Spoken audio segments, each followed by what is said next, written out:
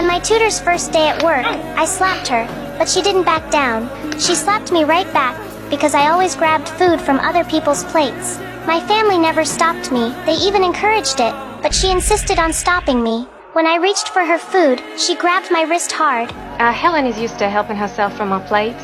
I'm afraid I'm not used to it. My father accused her of having no compassion, because I was not only deaf and mute, but also blind, yet she still held my hand tightly, until my father lost his patience and warned her coldly. I must insist that you let the girl go. My father's indulgence made me even bolder. I threw myself on the floor and made a scene. My mother even blamed her for making things hard for me. Anger surged in her chest. Please show some pity. For this kind of behavior. Pity's the one thing she doesn't need. The whole house waits on her hand and foot.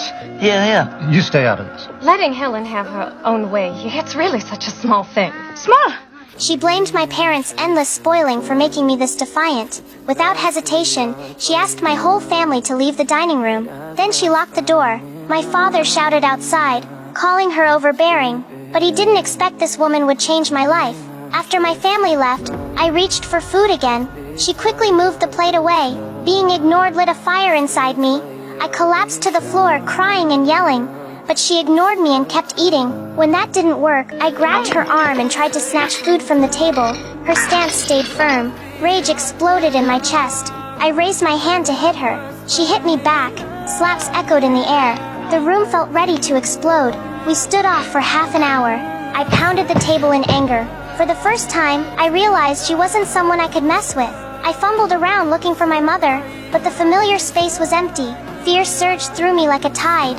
In my panic, I knocked over a vase. She rushed over to shield me. Her closeness made me even more uneasy. I pounded the door, screaming like a trapped animal. Outside, my mother's heart ached, but she still didn't stop it. She pushed me back to my seat, trying to teach me to eat properly. I broke free again and again, even crawling under the table. She dragged me out, but I refused to cooperate. I climbed onto the table.